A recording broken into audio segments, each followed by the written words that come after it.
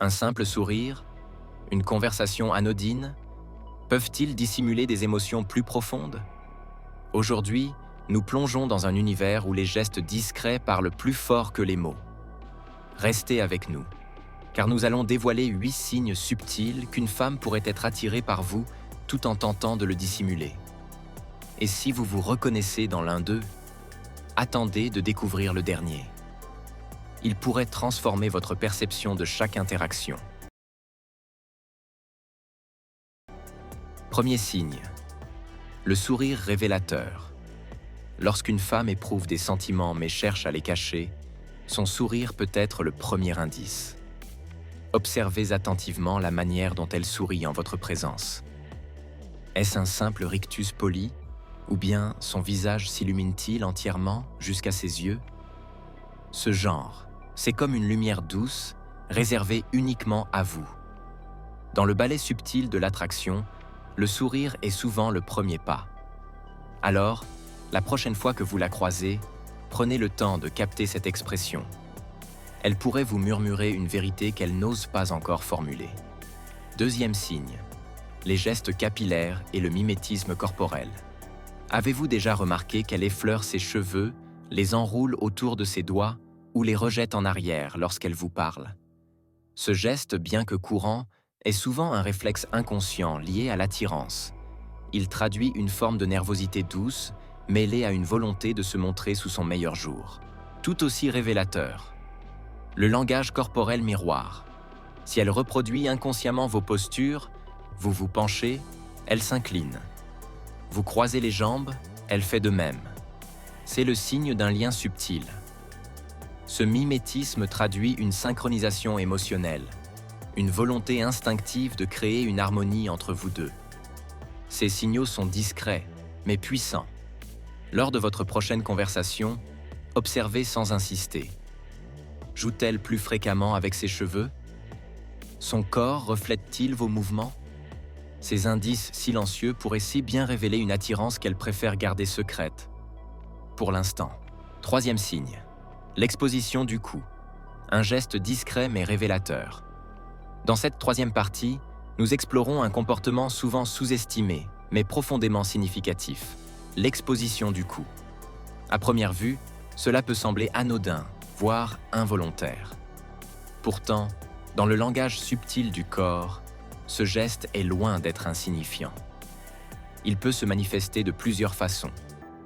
Une inclinaison légère de la tête vers l'arrière, le port de vêtements à col dégagé, ou encore le fait de dégager ses cheveux pour révéler la nuque.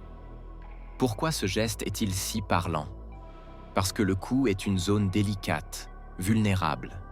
L'exposer, même inconsciemment, traduit une forme de confiance, d'ouverture, voire d'intimité émotionnelle. Ce comportement est enraciné dans nos instincts les plus primaires. Dans le règne animal, montrer le cou est un signe de soumission ou de non-agression. Chez l'humain, ces réflexes ancestraux se traduisent subtilement dans les interactions sociales. Ainsi, si une femme expose fréquemment son cou en votre présence, cela peut être un signal discret mais puissant de son intérêt et de son aisance avec vous. Quatrième signe, les regards furtifs, les éclairs d'un intérêt dissimulé.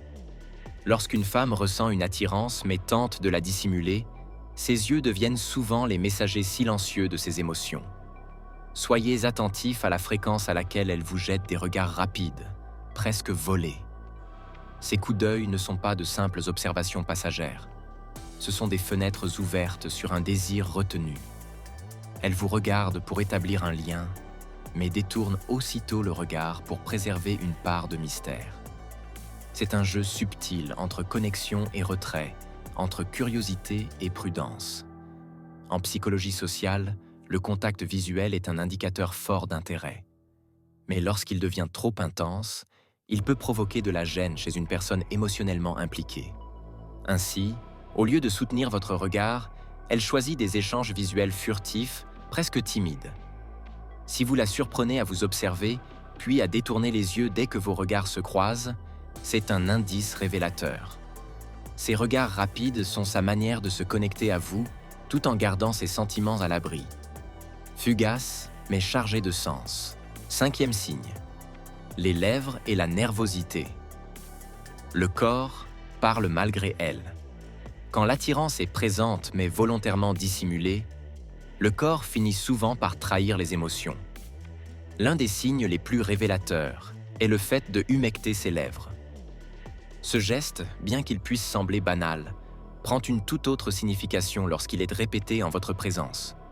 Cela peut traduire une anticipation nerveuse ou une tentative inconsciente de mettre en valeur sa bouche, un symbole classique de séduction. Mais ce n'est pas tout. La nervosité est un autre indicateur clé. Elle peut se manifester par des gestes compulsifs, jouer avec ses bijoux, ajuster ses vêtements, se triturer les doigts ou même bégayer légèrement.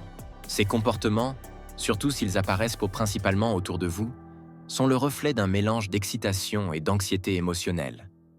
Alors, la prochaine fois que vous êtes en sa compagnie, observez ces détails. Ses lèvres se pincent-elles ou s'humectent-elles plus souvent? Ses mains semblent-elles agitées ou hésitantes? Son comportement devient-il plus nerveux sans raison apparente? Ces micro-signaux sont autant de manifestations corporelles d'un intérêt qu'elle tente de garder secret. 6e signe. Un langage corporel accueillant. Le corps parle souvent plus fort que les mots. Lorsqu'une femme éprouve des sentiments mais cherche à les dissimuler, son langage corporel devient un terrain fertile d'indices. Observez les gestes qui traduisent une ouverture. Se pencher légèrement vers vous pendant une conversation, décroiser les bras pour adopter une posture détendue, ou orienter ses pieds dans votre direction. Ces signaux corporels ne sont pas anodins. Ils traduisent une forme d'engagement physique, une volonté de proximité. Une posture inclinée, des bras ouverts, ou une orientation corporelle vers vous sont autant de signes d'intérêt discrets mais réels. À l'inverse, des gestes fermés, bras croisés, regard fuyant, pieds tournés ailleurs peuvent indiquer une volonté de garder ses distances. Alors, la prochaine fois que vous êtes en sa présence, observez subtilement sa posture. Est-elle tournée vers vous, réceptive, détendue? Son corps pourrait bien vous révéler ce que ces mots cherchent à cacher. 7e signe. La mémoire des détails. L'un des signes les plus révélateurs d'un intérêt sincère est sa capacité à se souvenir des petites choses. Ce n'est pas simplement une bonne mémoire, c'est une attention particulière portée à ce que vous dites, à ce que vous aimez, à ce qui vous définit. Elle se souvient du nom de votre chien, de ce café que vous adorez, ou de ce film que vous avez mentionné en passant. Ces souvenirs sont des fragments de vous qu'elle a choisi de garder. Ils traduisent une volonté de connexion, une curiosité affectueuse, une écoute attentive. Si vous remarquez qu'elle choisit régulièrement de s'installer près de vous, même lorsque d'autres options sont disponibles, c'est peut-être sa manière discrète de vous dire « Je veux être là, juste à côté ». Cet effort pour s'immerger dans vos passions, vos habitudes, vos mondes, n'est pas anodin. Lorsqu'une femme s'intéresse à ce que vous aimez, ce n'est pas simplement pour être présente, c'est pour se connecter, pour créer un pont invisible entre vos univers. C'est une manière douce mais puissante de dire « Je veux te comprendre », pas juste te côtoyer. Mais vous, maintenant, vous avez les clés. Alors dites-moi, avez-vous déjà remarqué l'un de ces signes chez quelqu'un? Ou peut-être êtes-vous celui qui les envoie, sans le dire? Partagez vos expériences dans les commentaires. Imaginez aimer quelqu'un si intensément que vous seriez prêt à tout risquer. Votre honneur, votre liberté, votre âme pour ne pas le perdre. C'est ce qu'a vécu Anakin, dont la peur de perdre Padmé l'a poussé vers le côté obscur. Mais que se passe-t-il lorsque ce que nous craignons le plus devient réalité? Lorsque l'objet même de notre attachement nous échappe? Ce n'est pas qu'un récit de science-fiction. C'est une vérité humaine, profonde, que des millions de personnes vivent chaque jour. Nous explorons comment les enseignements du stoïcisme peuvent nous aider à naviguer dans les eaux troubles de l'attachement, de la perte et de la reconstruction intérieure. Des concrètes, inspirées par les philosophes stoïciens, vous guideront vers une forme de liberté émotionnelle. Lorsque le tumulte émotionnel vous éloigne de vous-même, il est essentiel de revenir à ce qui vous définit. Vos valeurs ne sont pas de simples idées abstraites. Ce sont des balises, des repères dans la nuit. Elles vous rappellent qui vous êtes, ce que vous méritez et ce que vous refusez d'accepter. Imaginez un navigateur en mer. Sans étoiles, il dérive. Vos valeurs sont ces étoiles. Elles ne changent pas, même quand les vagues sont hautes. Le stoïcisme enseigne que la vertu, la droiture, la sagesse, le courage, la tempérance est le seul bien véritable. Revenir à vos valeurs, c'est refuser de laisser une relation toxique redéfinir votre identité. C'est dire « je suis plus que cette douleur, je suis plus que ce manque ». Prenez un moment pour écrire ce qui compte vraiment pour vous. L'honnêteté, le respect, la paix intérieure, l'amour authentique. Relisez cette liste chaque fois que vous sentez le doute revenir. Elle est votre ancrage.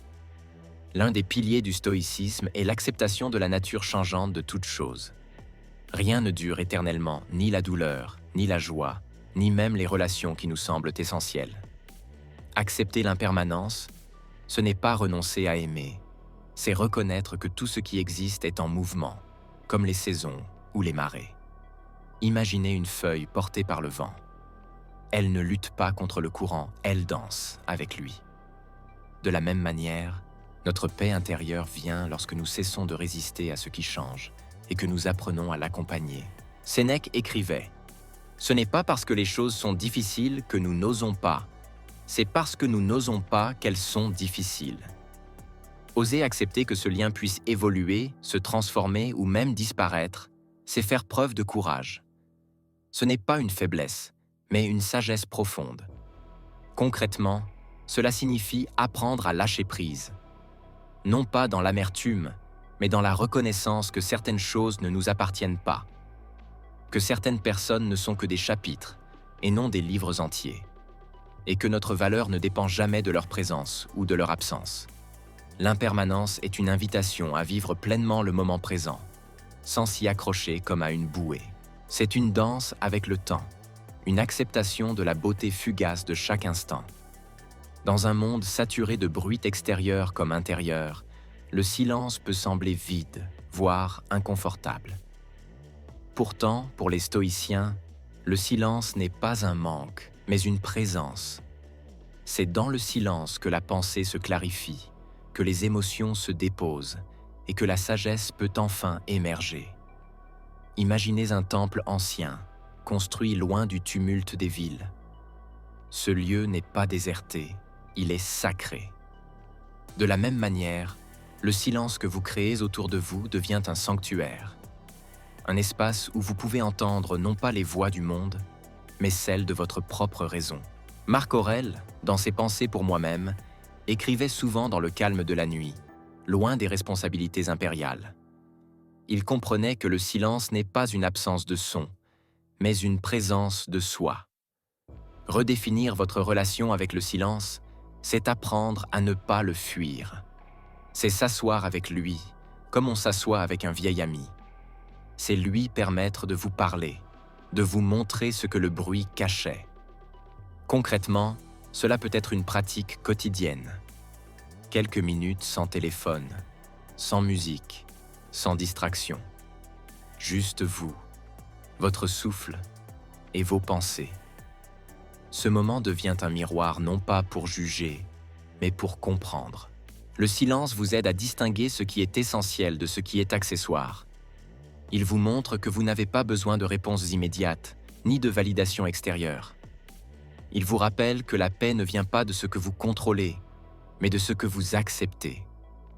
Vous sentez-vous plus calme, plus présent, plus conscient de vos propres pensées et sentiments. Cette prise de conscience est au cœur du stoïcisme. Comprendre ce que nous pouvons contrôler et lâcher prise sur ce que nous ne pouvons pas contrôler. Il s'agit de reconnaître que, bien que nous ne puissions pas arrêter la pluie, nous pouvons choisir de nous abriter et de profiter du son des gouttelettes sans être trempés. Prendre une pause des réseaux sociaux dans le monde d'aujourd'hui peut sembler comme descendre d'un train en mouvement rapide. C'est calme, immobile, mais dans cette immobilité se trouve la clarté.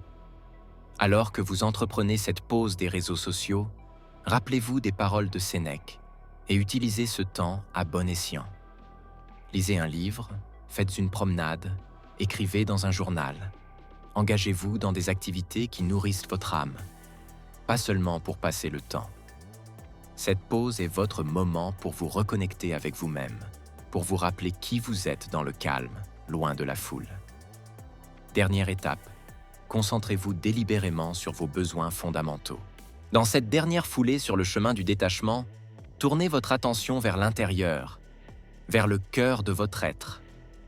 Ici réside l'essence du stoïcisme, se concentrant sur ce qui compte vraiment pour votre croissance intérieure et votre bien-être. Il s'agit de dépouiller le non-essentiel, le bruit, le superflu, et de se concentrer sur ce qui nourrit votre âme. Ce n'est pas une question de besoin matériel, c'est bien plus profond.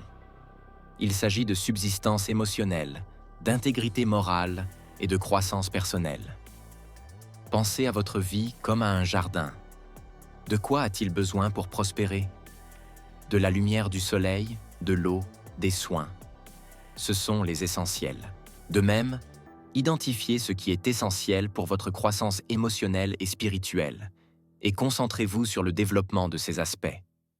Épictète, né dans l'adversité, comprenait l'importance de se concentrer sur ce qui compte vraiment. Ses enseignements soulignent le pouvoir de discernement, séparant le bon grain de l'ivraie dans nos vies. La richesse ne consiste pas à posséder de grandes possessions, mais à avoir peu de désirs. Appliquez cette sagesse à votre paysage émotionnel. Il s'agit de savoir ce dont vous avez besoin pour vous sentir accompli, stable et en paix. Il s'agit de reconnaître que parfois, moins c'est plus dans un monde de choix infinis et de distractions. Il s'agit de trouver la satisfaction dans la simplicité et la profondeur. Concrètement, cela signifie prendre le temps de réfléchir à ce qui vous apporte un bonheur et une paix véritable. Est-ce du temps tranquille seul? Des conversations significatives avec des amis? S'engager dans un passe-temps? Identifiez ses besoins fondamentaux et faites-en une priorité. C'est comme faire ses bagages pour un voyage. N'apportez que ce qui est essentiel, ce qui ajoute de la valeur à votre voyage. Ce focus délibéré aide à se détacher de l'inutile, des personnes et des situations qui ne sont pas alignées avec vos besoins fondamentaux. En centrant votre vie autour de ces besoins, vous créez un fondement de stabilité et de contentement. Ce n'est pas une tâche ponctuelle, mais un processus continu, un retour constant à ce qui compte vraiment. Alors que vous avancez dans la vie, continuez à revisiter vos besoins fondamentaux en les ajustant et en les réalignant au fur et à mesure que vous grandissez et évoluez. Cette focalisation est votre boussole, vous guidant à travers les complexités de la vie avec clarté et objectif. Il s'agit de vivre intentionnellement, pas seulement d'exister. Et dans cette vie intentionnelle, vous trouvez l'essence du stoïcisme. Une vie vécue avec un but, une sagesse et une paix intérieure. En s'engageant sur le chemin du désengagement, des enchevêtrements des personnes et des situations qui ne servent pas nos besoins fondamentaux. Alors que nous nous frayons un chemin à travers les complexités des relations humaines et des épreuves de l'existence, les principes du stoïcisme brillent comme un phare d'inspiration, nous guidant vers une vie enrichie de vertu, de sagesse et de force émotionnelle. Nous accueillons vos réflexions dans les commentaires. Quelle étape résonne avec vous ou laquelle êtes-vous incliné à essayer? Si vous avez trouvé de la valeur dans cette vidéo, nous vous encourageons à exprimer votre appréciation en l'aimant. Quelle étape résonne avec vous ou laquelle êtes-vous incliné à essayer? Dans une société où l'estime de soi semble suspendue aux likes, aux applaudissements et aux regards extérieurs, les hommes Sigma marchent à contre-courant. Là où beaucoup cherchent à être vus, reconnus, confirmés, eux avancent sans témoin, sans besoin d'approbation. Ils ne vivent pas pour les réactions. Ils ne cherchent pas à plaire, ni à rassurer. Leur valeur ne dépend pas d'un commentaire flatteur ni d'un regard admiratif. Ils ne demandent pas à être validés, ils se valident eux-mêmes. Ce détachement n'est pas une posture arrogante, c'est une liberté intérieure. Tandis que d'autres adaptent leur comportement pour correspondre aux attentes, les Sigma restent fidèles à leur propre trajectoire. Ils ne jouent pas un rôle, ils incarnent une vérité. Et c'est précisément cette indifférence aux applaudissements qui les rend si singuliers. Ils ne cherchent pas à impressionner. Et c'est ce qui impressionne. Leur force ne vient pas du regard des autres, mais de leur capacité à avancer sans lui. Dans une société obsédée par les classements, les titres et les chiffres, beaucoup mesurent de leur valeur à l'aune de leur position. Monter dans la hiérarchie, accumuler des abonnés, fréquenter les cercles fermés, tout cela devient une quête de reconnaissance déguisée en ambition. Mais pour l'homme Sigma, cette ascension sociale n'a rien d'enviable. Elle ressemble davantage à une mise en scène qu'à une véritable réalisation. Il ne cherche pas à grimper, il cherche à rester aligné. Son objectif n'est pas d'être vu au sommet, mais de rester fidèle à sa propre trajectoire. Tandis que d'autres s'épuisent à gravir des échelons pour obtenir des regards admiratifs, lui avance en marge, sans bruit, sans besoin d'être applaudi. Ce détachement du statut ne vient pas d'un manque d'ambition, mais d'une redéfinition du succès. Pour lui, réussir ne signifie pas dominer un système, mais s'en affranchir. Il préfère bâtir son propre monde plutôt que de se battre pour une place dans celui des autres. Et c'est précisément cette posture qui le rend insaisissable. Il ne joue pas selon les règles établies, il les ignore. Il ne cherche pas à impressionner, il cherche à incarner. Et dans un monde où tout le monde veut être vu, celui qui ne cherche pas à l'être devient naturellement remarquable. Les hommes Sigma ne vivent pas dans la course à la reconnaissance, ni dans la lutte pour le pouvoir. Là où beaucoup cherchent à gravir les échelons d'un système qu'ils n'ont pas choisi, eux préfèrent tracer leur propre trajectoire. Si la structure sociale ne reflète pas leurs valeurs, ils ne s'y adaptent pas. Ils la contournent et bâtissent leur propre fondation. Leur indépendance n'est pas un luxe, c'est leur socle.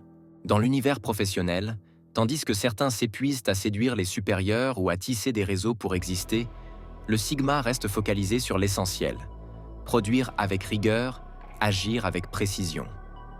Il ne s'encombre pas des jeux de couloir, ni des alliances superficielles. Son excellence parle pour lui et c'est suffisant. Ce n'est pas un manque d'ambition, c'est une ambition redéfinie. Il ne cherche pas à briller dans le regard des autres, mais à vivre selon ses propres principes. Qu'il lance son propre projet ou qu'il excelle dans l'ombre, il ne joue pas le jeu de la visibilité. Il joue celui de la cohérence.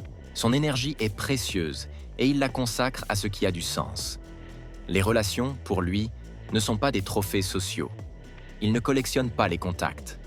Il cultive les liens. Un cercle restreint, mais solide. Des connexions vraies, pas des vitrines. Et dans un monde saturé par l'exhibition, cette retenue devient une forme de résistance. Aujourd'hui, tout se montre. Les émotions, les repas, les ruptures, les réussites, tout est mis en vitrine pour être consommé. La frontière entre l'intime et le public s'estompe, et le silence devient suspect. Mais le Sigma ne joue pas ce jeu. Il ne diffuse pas sa vie. Il la vit. Ce n'est pas une fuite, c'est une discipline. Il choisit ce qu'il partage et garde le reste pour lui. Non par peur, mais par maîtrise. Ce silence n'est pas un vide. C'est une densité.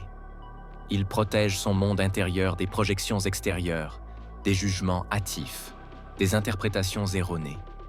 Il sait que le mystère n'est pas une façade, c'est une profondeur. Et dans une époque où tout le monde crie pour exister, son calme devient une voix puissante.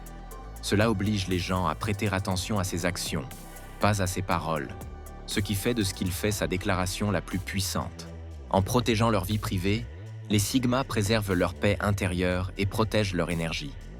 Ils nous rappellent qu'il n'est pas nécessaire d'exposer chaque aspect de notre vie.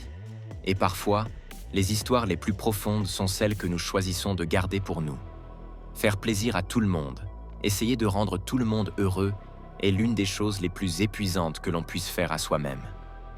Pourtant, tant de gens tombent dans ce piège, se pliant en quatre pour éviter les conflits ou obtenir l'approbation des autres. Les hommes Sigma, eux, ne jouent pas à ce jeu. Ils vivent selon une vérité simple, on ne peut pas plaire à tout le monde. Alors pourquoi ne pas se concentrer sur soi-même? Ce n'est pas égoïste, c'est une manière de protéger sa paix intérieure. Les Sigma comprennent que si vous sacrifiez constamment vos propres croyances et valeurs pour rendre les autres heureux, il ne vous reste que frustration et épuisement. Ils établissent donc des limites. Quand quelque chose ne leur convient pas, ils n'hésitent pas à dire non, fermement, mais avec respect. Les gens sont souvent déconcertés par cette franchise. Mais pour le Sigma, c'est essentiel. Leur refus de satisfaire les demandes de tout le monde ne découle pas d'un manque d'empathie, mais d'un profond respect pour eux-mêmes. Ils tiennent à ceux qui respectent leur unicité, mais ne perdent pas de temps avec des relations superficielles ou des approbations vides. Les Sigma nous rappellent une vérité importante. Courir après l'approbation de tout le monde ne fait que diluer ce que vous êtes vraiment. Le véritable bonheur vient de l'authenticité, même si cela signifie ne pas plaire à tout le monde en chemin. Le piège des tendances est la libération des Sigma. De nos jours, les tendances sont partout. De la mode la plus récente aux gadgets dernier cri, des défis viraux au buzz sur les réseaux sociaux, la pression de suivre est omniprésente. Les gens sont obsédés par l'idée de rester dans l'air du temps, poursuivant sans cesse la prochaine nouveauté. Mais le Sigma, il s'en moque totalement. Pour un homme Sigma, les tendances ne sont que du bruit, des distractions temporaires qui offrent un petit frisson, mais qui s'estompent vite. Il ne se laisse pas emporter par l'engouement, ni ne perd de temps à courir après ce qui est éphémère.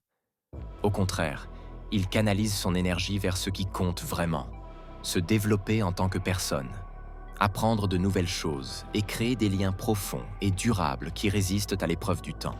Cela ne veut pas dire que les Sigmas sont déconnectés. Ils sont pleinement conscients des dernières tendances. Ils choisissent simplement de ne pas se laisser emporter. Prenez par exemple le dernier smartphone. Tandis que d'autres se précipitent pour l'acheter, le Sigma prend du recul, se demandant si cela améliore vraiment sa vie. Si ce n'est pas le cas, il passe son chemin indifférent à la course autour de lui. Les Sigma ont une incroyable capacité à ignorer les tendances parce qu'ils sont ancrés dans qui ils sont et ce qu'ils veulent vraiment. Ils n'ont pas besoin de suivre la foule, car ils ont déjà défini leur propre chemin. En réalité, cette authenticité sans excuse fait souvent d'eux des pionniers de tendance, sans même le vouloir. En restant fidèles à eux-mêmes, ils encouragent les autres à briser le cycle sans fin de la conformité et à embrasser leur propre parcours unique. Les Sigma nous enseignent que les tendances vont et viennent, mais que l'authenticité, elle, est éternelle. Tandis que tout le monde court après ce qui est populaire, les Sigma se concentrent sur ce qui compte vraiment. En restant fidèles à eux-mêmes, ils nous montrent que la véritable pertinence ne vient pas du fait de suivre la masse, elle vient du fait de mener sa propre vie avec un but et une conviction. Rester fidèle à soi-même. Les hommes Sigma nous rappellent une vérité que beaucoup ont oubliée. La vie n'a pas à être une course vers l'approbation, le statut ou la conformité. En refusant les diktats sociaux, ils construisent des existences alignées, silencieuses, mais puissamment significatives.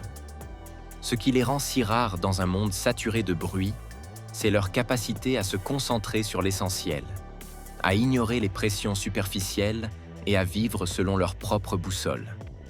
Et maintenant, posez-vous cette question. Qu'est-ce que vous pourriez accomplir si vous cessiez de vivre pour les attentes des autres? Imaginez une vie où vous ne cherchez plus à plaire, mais à être. Une vie où vous ne suivez plus les tendances, mais votre propre trajectoire. C'est ça, la mentalité Sigma. Et elle est à la portée de tous ceux qui ont le courage de s'en emparer. Avez-vous déjà entendu cette phrase? « Moi, j'ai plein d'amies filles, et c'est purement platonique » Ou encore « L'amitié entre un homme et une femme, c'est possible, il suffit d'être mature. » Ces affirmations sont devenues des lieux communs, des slogans de notre époque. Mais si on gratte un peu sous la surface, si on ose poser les vraies questions, on découvre une réalité bien plus complexe, voire dérangeante. Aujourd'hui, je vais défendre une idée qui ne plaît pas à tout le monde. L'amitié véritable entre un homme et une femme n'existe pas. Pas parce que les gens sont incapables d'être respectueux ou bienveillants, mais parce que la dynamique émotionnelle et biologique entre les sexes rend cette relation instable, ambiguë, voire illusoire. Avant de débattre, il faut définir les termes. Quand on parle d'amitié homme-femme, on ne parle pas de collègues de travail, de camarades de promo ou de connaissances sociales. Ces relations existent, bien sûr, et elles peuvent être agréables, respectueuses, sans tension. Mais l'amitié, la vraie, c'est autre chose. C'est une relation intime sur le plan émotionnel, fondée sur la confiance, la complicité, le partage profond, sans aucune attirance physique ou romantique. C'est pouvoir tout dire, tout entendre, sans jamais franchir la ligne du désir. Et c'est là que le bas blesse. Car dans une relation homme-femme, cette frontière est rarement aussi nette qu'on le prétend. En 2012, une étude menée par l'Université du Wisconsin a interrogé 88 paires d'amis hommes-femmes. Séparés, les participants ont répondu à des questions sur leur niveau d'attirance envers leur ami et leur faille, leurs intentions, leurs attentes. Les résultats sont sans appel. Les hommes sont significativement plus attirés par leurs amis que l'inverse. Et surtout, ils surestiment systématiquement la réciprocité de cette attirance. Autrement dit, beaucoup d'hommes entretiennent une amitié dans l'espoir qu'elle évolue vers une relation amoureuse ou sexuelle. Et quand ils tentent leur chance, la relation explose. Ce n'était pas une amitié, c'était une attente déguisée. Les féministes attribuent souvent cette dynamique au patriarcat. Les hommes seraient socialement conditionnés à voir les femmes comme des objets de désir.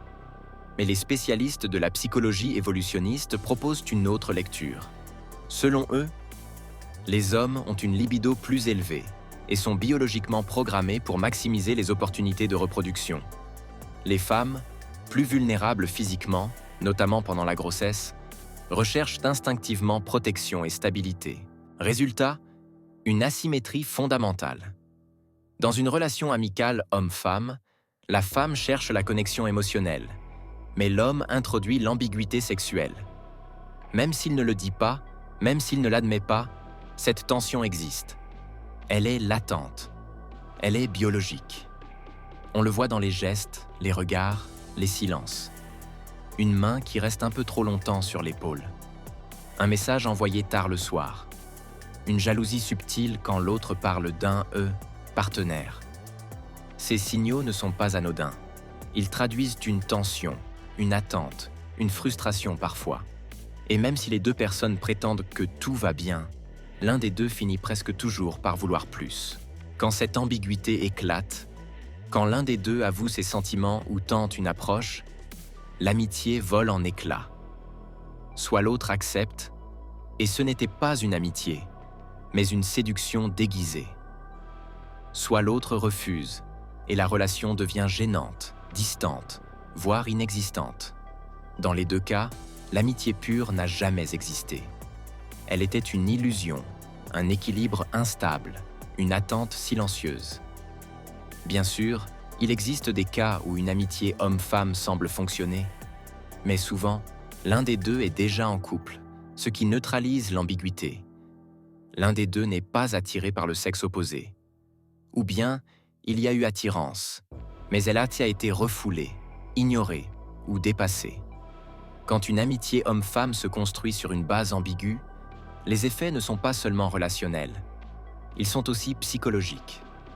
Pour l'homme, entretenir une proximité émotionnelle avec une femme qu'il désire, sans pouvoir concrétiser cette attirance, peut générer frustration, confusion, voire ressentiment. Il se retrouve dans une posture passive, espérant un changement qui ne viendra peut-être jamais. Pour la femme, cette situation peut créer une pression invisible. Elle sent que quelque chose flotte dans l'air, que l'amitié n'est pas totalement neutre, mais elle ne veut pas briser l'équilibre. Elle peut même culpabiliser, se demander si elle a envoyé les mauvais signaux, alors qu'elle n'a rien fait de mal. Cette tension non exprimée finit par empoisonner la relation, même si les deux parties font des efforts pour l'ignorer. Le concept de friend zone est souvent caricaturé, mais il illustre parfaitement cette dynamique. Un homme développe une proximité avec une femme, espère secrètement qu'elle le verra comme un partenaire potentiel, mais elle le considère comme un ami. Rien de plus. Ce décalage crée une relation asymétrique. L'un donne en espérant recevoir autre chose. L'autre reçoit sans savoir qu'il y a une attente cachée. Ce n'est pas une amitié. C'est une transaction émotionnelle déguisée, où l'un des deux finit par se sentir lésé. Alors pourquoi continue-t-on à croire à l'amitié homme-femme? Parce que c'est socialement valorisé. Parce que ça fait bien de dire qu'on est au-dessus de ça. Parce que dans une société qui prône l'égalité, admettre qu'il y a des tensions sexuelles naturelles entre les sexes semble rétrograde. Mais nier cette réalité, c'est refuser de voir les dynamiques humaines telles qu'elles sont. Ce n'est pas être misogyne ou misandre que de reconnaître que l'attirance existe. C'est être lucide. Alors, que faire? Faut-il renoncer à toute relation homme-femme? Bien sûr que non. Mais il faut reconnaître les limites. Il faut clarifier les intentions. Il faut oser poser les vraies questions dès le début. Est-ce que je suis attiré par cette personne? Est-ce que je peux vraiment être proche d'elle sans arrière-pensée? Est-ce que je suis honnête avec moi-même? Dans certains cas, une relation homme-femme peut évoluer vers une collaboration respectueuse, une complicité professionnelle, ou même une relation fraternelle, mais cela demande une transparence rare et une maturité émotionnelle solide. Les films, les séries, les romans nous vendent l'idée que l'amitié homme-femme est possible, belle, pure. Mais dans 90% des cas, ces histoires finissent par une romance. Hollywood ne croit pas à l'amitié homme-femme. Il croit à la tension, au désir, à la transformation. Et cette narration influence notre perception. Elle nous pousse à croire que chaque relation homme-femme peut être plus, même si ce plus n'est jamais clairement défini. Reconnaître que l'amitié homme-femme est un mythe, ce n'est pas renoncer à la bienveillance, à la coopération ou à la complicité. C'est simplement accepter que l'attirance existe, qu'elle influence nos comportements et qu'elle rend certaines relations instables. C'est choisir d'être authentique plutôt que idéaliste. C'est préférer la clarté à l'ambiguïté. C'est comprendre que certaines connexions ne sont pas faites pour rester dans le flou. Nous vivons dans une époque qui aime les zones grises. On célèbre l'ambiguïté, on encourage les relations fluides, on évite les définitions trop rigides. Et dans ce contexte, l'idée d'une amitié homme-femme pure s'inscrit parfaitement dans cette tendance. Ces exceptions ne contredisent pas la règle. Elles montrent simplement que l'amitié homme-femme n'est possible que sous conditions très spécifiques. L'amitié entre un homme et une femme, telle qu'on la fantasme, profonde, durable, sans ambiguïté, est un mythe moderne. Elle repose sur une idée noble, mais souvent naïve, que les émotions peuvent être séparées du désir, que l'intimité peut exister sans tension. Mais la réalité est plus complexe. Les hommes et les femmes ne fonctionnent pas de la même manière. Et dans une relation émotionnellement proche, l'attirance finit presque toujours par s'inviter. Alors, faut-il renoncer à toute relation homme-femme? Bien sûr que non. Mais il faut être lucide. Il faut reconnaître les limites. Il faut arrêter de se mentir. Parce qu'au fond, ce qu'on appelle amitié est souvent une attente, une frustration ou un désir déguisé. Et c'est en acceptant cette vérité qu'on peut enfin construire des relations plus honnêtes, plus claires et peut-être plus libres. Avez-vous déjà remarqué comment certains hommes peuvent rendre les femmes complètement obsédées, non pas par leur arrogance, mais par leur aura presque inaccessible? Ces hommes ne cherchent pas à séduire. Ils intriguent. Ils ne se contentent pas de sortir du lot. Ils réécrivent les règles du jeu. Ce sont les hommes Sigma. Ils ne suivent aucun script social. Ils ne courent pas après l'attention. Et surtout, ils ne se laissent jamais dicter leur conduite. C'est cette indépendance farouche, cette froideur apparente, qui les fait souvent passer pour des hommes distants, voire insensibles. Mais en vérité, ce qu'ils incarnent va bien au-delà des apparences. Voici les quelques raisons percutantes pour lesquelles ces hommes troublent profondément de nombreuses femmes modernes. Les hommes Sigma sont imperméables aux manipulations affectives. Il existe un jeu implicite que certaines femmes maîtrisent avec finesse, regards évocateurs, sous-entendus flous, culpabilisation subtile, débordements émotionnels, tout cela pour tenter de prendre le contrôle. Sur la plupart des hommes, ces stratégies font mouche, mais pas sur les hommes Sigma. Eux Ils perçoivent les rouages derrière les gestes, et cette lucidité les rend insaisissables, ce qui perturbe profondément certaines femmes. Ce ne sont pas des hommes qui vont tout abandonner à cause d'une publication mélancolique sur les réseaux sociaux, ni se précipiter pour satisfaire les moindres caprices d'une humeur instable. Ils ne cherchent pas à rivaliser quand elles flirtent ailleurs. Au lieu de réagir avec impulsivité, ils gardent leur calme, répondent avec discernement ou choisissent le silence. Ce qui irrite profondément les femmes manipulatrices, c'est cette capacité des hommes sigma à se détacher émotionnellement quand c'est nécessaire. Là où d'autres se laissent taper par le drame, se sentent coupables ou responsables des états d'âme féminins, les sigma, eux, tracent une ligne nette. Ils savent que les émotions des autres ne sont pas des dettes à régler. Ce n'est pas qu'ils soient insensibles, ils refusent simplement que leurs émotions soient instrumentalisées. Ils ont vu trop de scénarios. Silence radio, chantage affectif, posture de victime. Ces stratégies glissent sur eux comme l'eau sur la pierre. Leur résilience émotionnelle dérange celles qui ont l'habitude de plier les hommes à leur volonté. Plutôt que d'alimenter le drame, les hommes sigma répondent avec calme et discernement, montrant sans équivoque qu'aucune culpabilisation ne les atteindra. La vérité, c'est qu'ils ont choisi de sortir des jeux émotionnels dans lesquels beaucoup de femmes modernes s'enlisent. Ils ne cherchent ni à plaire, ni à capter l'attention. Dans le paysage actuel des relations, beaucoup jouent à celui qui semble le plus distant, le plus occupé, le moins impliqué. C'est devenu une stratégie. Répondre tard, paraître insaisissable, doser l'intérêt comme une monnaie d'échange. Mais les hommes sigma ne participent pas à ce théâtre. Et c'est précisément ce qui dérange. Ils ne font pas semblant d'être inaccessibles. Ils le sont réellement, parce qu'ils ne cherchent pas à séduire par calcul. S'ils apprécient quelqu'un, ils le montrent sans détour.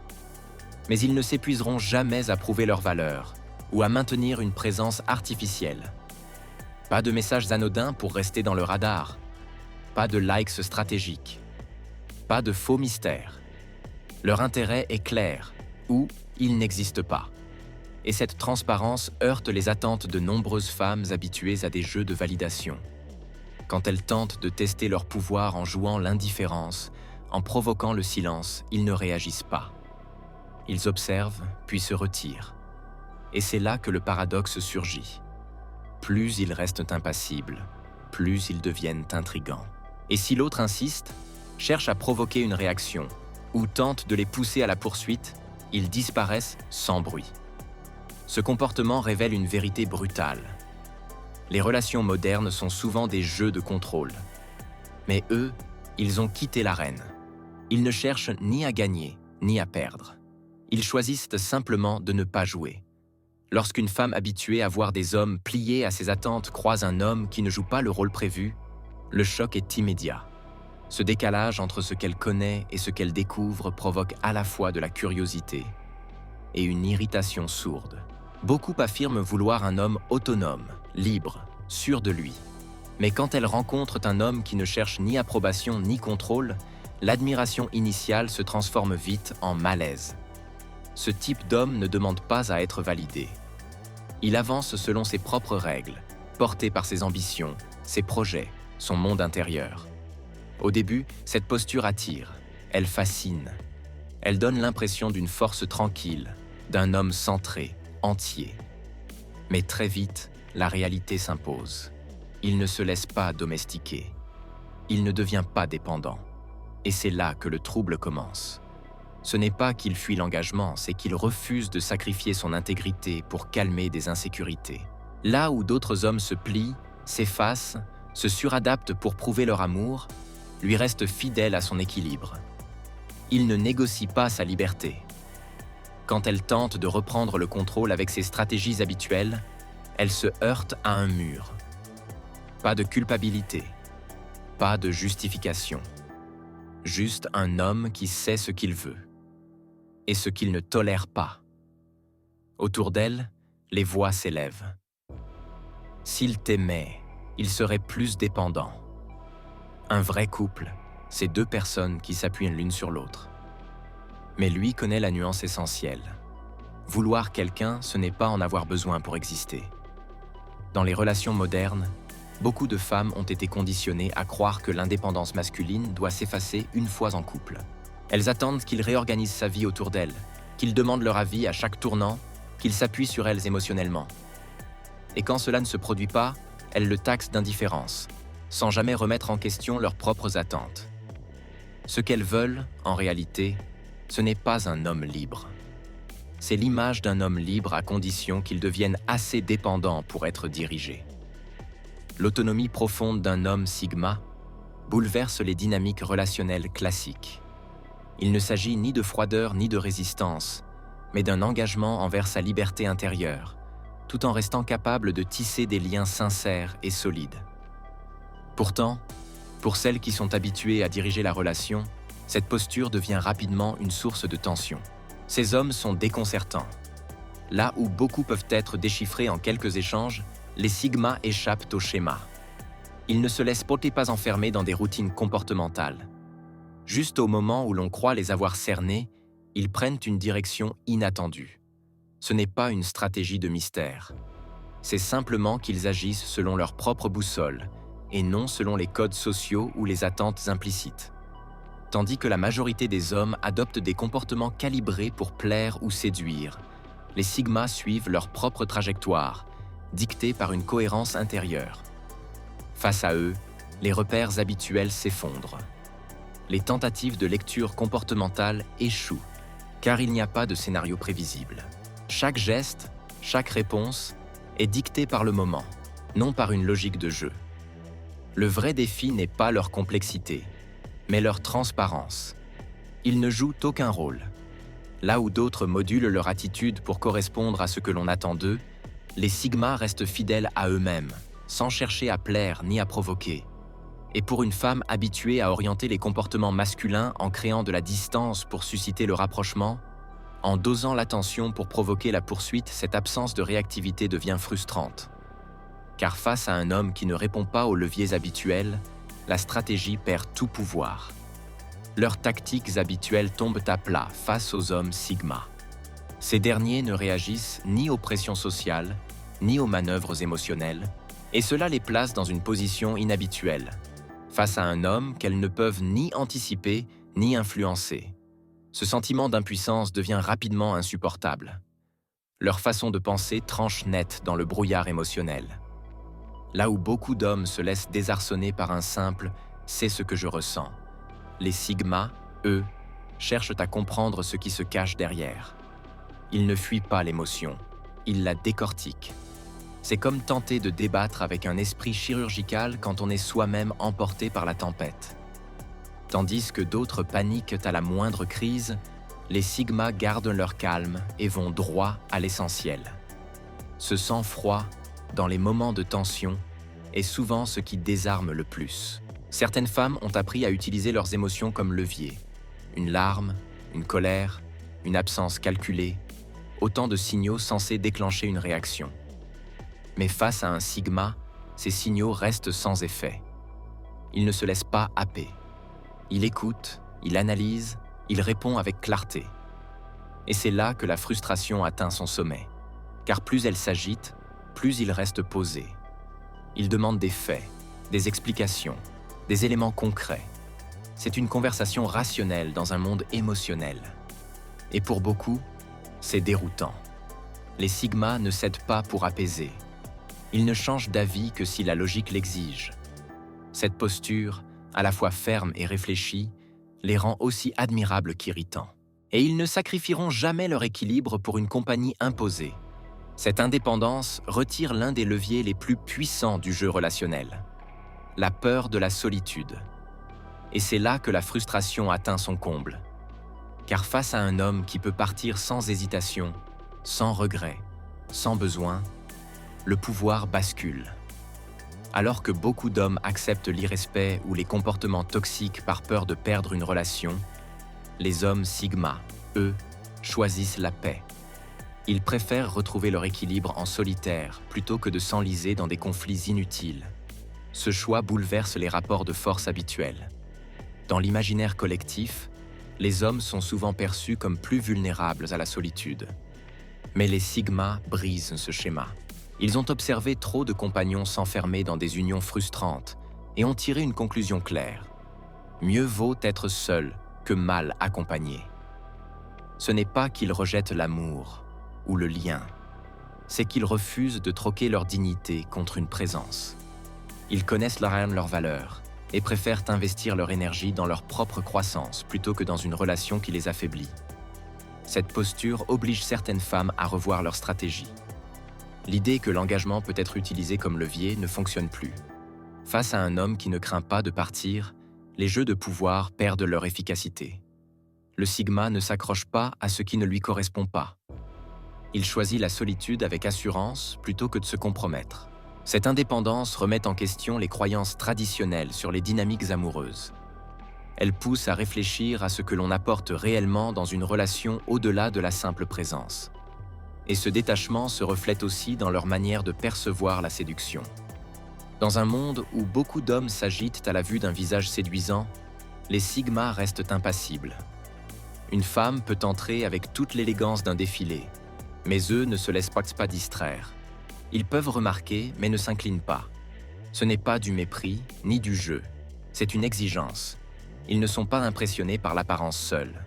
Là où d'autres s'emballent pour quelques photos bien cadrées ou des flatteries superficielles, les Sigmas cherchent ce qui ne s'affiche pas. La profondeur, la réflexion, la consistance. Le charme facile ne suffit pas. Ils veulent plus qu'un sourire ou une posture. Ils veulent une présence qui stimule, une personnalité qui intrigue, une intelligence qui résonne. Même face à une beauté éclatante, ils ne baissent ni leur garde ni leur standard. Ce n'est pas la silhouette qui les captive, mais la substance. Pour gagner leur respect, il faut être plus qu'agréable à regarder, il faut être captivante à comprendre.